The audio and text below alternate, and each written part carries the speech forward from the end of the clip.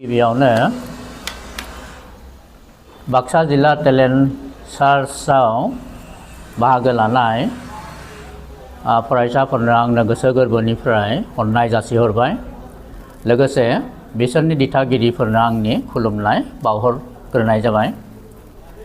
दिनै बाक्सा जिल्ला एबसुनि मावख' आफादाव मावखुलियाव जिरायनायनि जाहोनानो जाबाय थांनाय 15 डिसेम्बराव जानाय टेलेन्ट सार्चनि आनजादनि बिथायखौ फोसावनाय। बिथायखौ फोसावनो थाखाय बाक्सा जिल्लानि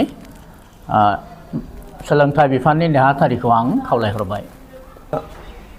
दिनै बे समाव जोंनि बाक्सा जिल्ला दुलाराय बर' फरायसा आफादनि गाहाय मावख' मुगानि आगदारि बानेस्वर बसुमतारी न'ब्लांनिफ्राय थांनाय डिसेम्बर दाननि 15 खालाराव जे टेलेन्ट सार्च बा Baksa district junior talent search examination जानानै थांदोंमोन। बेनिनो फिथाइखौ बे आनजाद खुंफुं आफादनि मासिगिरि सार खुमखुम बसुमतारी बिथाङा आंखौ फोसावनो थाखाय खावलायदों। बे लेखायै जाय फरायसाफोरा बे टेलेन्ट सार्च आनजादखौ लिरदोंमोन गासै क्लास 7आव 1348 आरो क्लास 8आव 1176 आरो क्लास 7 आरो 8 लोगो नांनानै 2524 सा फरायसाफोरा गासै मोन 25 आनजाद मिरुआव बे आनजादखौ लिरदोंमोन।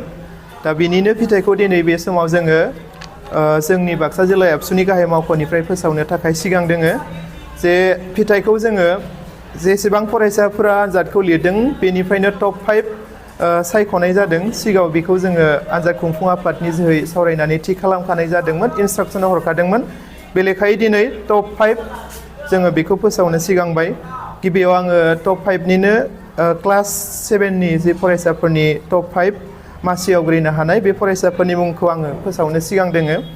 जे क्लास 7नि टप 5निनो फार्स्ट पजिशनखौ मोननो हादों बिबुंसार गयारि सालबारि हायार सेकेन्डारि स्कुलनिफ्राय। गासै बियो 86 जौखोन्दो मोननो हादों गेजेर बिसनि आनसलिकनिफ्राय।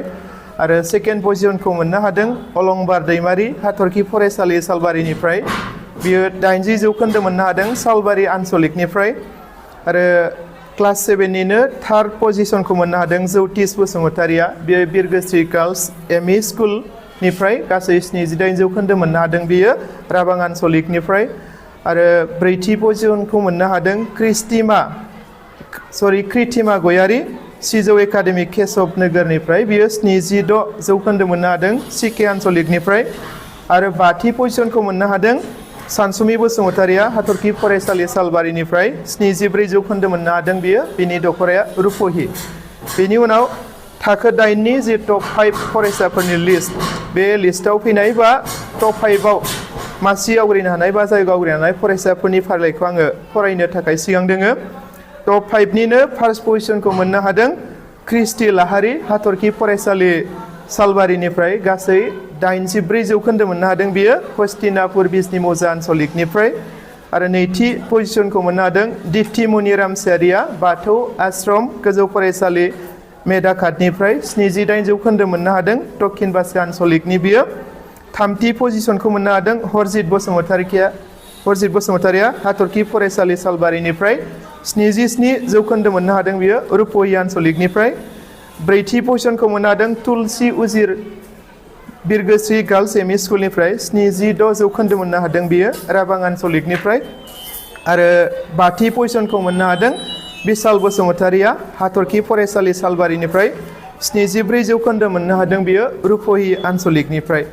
दा दिनै जाय फरायसाफोरा थांनाय 15 डिसेम्बर खालाराव टेलेन्ट सार्च एग्जामखौ लिरबाय आरो लिरनानै टप 5 मासि आवग्रिनो हाबाय, बिथां फरायसामोन साफ्रोमनिसिमबो बाक्सा जिल्ला दुलाराय बर' फरायसा आफाद आरो Baksa district junior talent search examination बर्डनि जानानै आङो साफ्रोमबो फरायसाफोरनिसिम कंग्रेचुलेसन जासिहरबाय।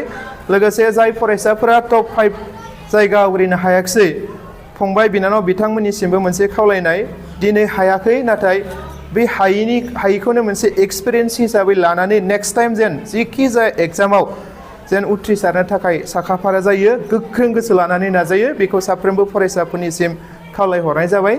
लोगोसे जोङो दिनै टेलेन्ट सार्च एग्जाम आनजादखौ खुंनानै बेनिफ्राय मोनसे एसेसमेन्ट खालामनो हादों जे माबे ओनसोलनि माबे फरायसालिनि फरायसाफोरा जे दिनैनि बादायलायनायनि जुगजों बादायलांफानो थाखाय बेसेबां सांग्रां जोंनि फोरोंगुरुफोरा, जोंनि गार्जेनफोरा, जोंनि ओनसोलनि सुबुंफोरा जे फरायसाफोरखौ गोग्गो सोलोंथाइ लाहोनायाव बेसेबां सांग्रां बेनि एसेसमेन्टखौ जोङो टेलेन्ट सार्च आनजाद खुंनायनि जोहै मोनथिनानै मोनबाय। लोगोसे बे आनजाद खुंनायनि जोहै फरायसाफोरनियावबो मोनसे गिदिर एक्सपिरियेन्स जाबाय जे आनजाद लिरनांगौ, आनजाद लिरनो गोनांबा फरायसाफोरा गियोमोन आरियोमोन, नाथाय मोनसे गावनि सायाव फोथायथि बा सेल्फ कनफिडेन्स बेखौ टेलेन्ट सार्च एग्जामनि जोहै फरायसाफोरा मोनसे बारायहोनो हानाय बा सेल्फ कनफिडेन्सखौ बांहोनो हाबाय होननानै जोङो फोथायनाय दङ। आरो जाय फरायसाफोरा दिनै टेलेन्ट सार्च आनजादखौ लिरनानै उथ्रिसार जानो हाबाय बै फरायसाफोरखौ जोङो 20थि बाक्सा जिल्ला दुलाराय बर' फरायसा आफादनि बोसोरसालिया जथुम्मा जायनोखि सालबारि कलेजनि फिल्डआव जानो थांगासिनो दं फैगौ 2025 मायथाइनि जानुवारि दाननि 2, 3, 4 आरो 5 खालाराव बेवहायनो बै फरायसाफोरखौ जोङो बरायनाय आरो मान बावनाय जागोन।